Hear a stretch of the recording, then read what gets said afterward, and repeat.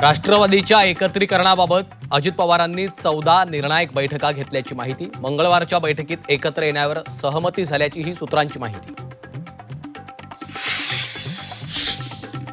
दोन्ही राष्ट्रवादी एकत्र याव्यात ही अजित पवारांची शेवटची इच्छा होती.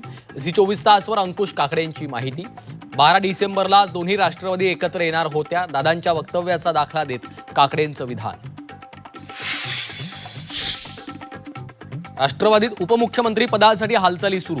सुनेत्रा पवारांचं नाव आघाडीवर. सूत्रांची झी 24 तासला माहिती. तर अशी मागणी करणारे अमानुष, राऊतांचा संताप.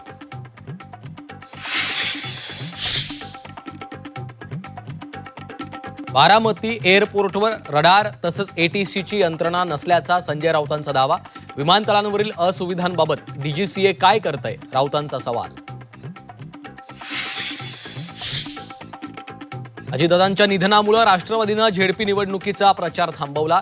राष्ट्रवादी प्रचार सभा, रोड शो घेणार नाही. मतदारांना केवळ पत्रकं वाटून केला जाणार प्रचार.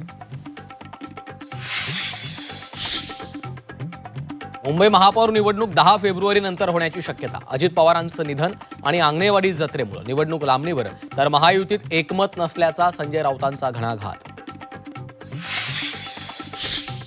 मुंबई मनपात पक्ष कार्यालयांसाठी मोर्चे बांधणी. मोठं कार्यालय मिळवण्यासाठी चढाओढ. भाजप शिवसेनेकडूनही मोठ्या कार्यालयांसाठी अर्ज. केडीएमसीत शिवसेनेचा महापौर तर भाजपचा उपमहापौर होणार. शिवसेनेकडनं हर्षाली थविल अर्ज दाखल करणार. उपमहापौरपदी भाजपच्या राहुल दामलेंची वर्णी लागणार.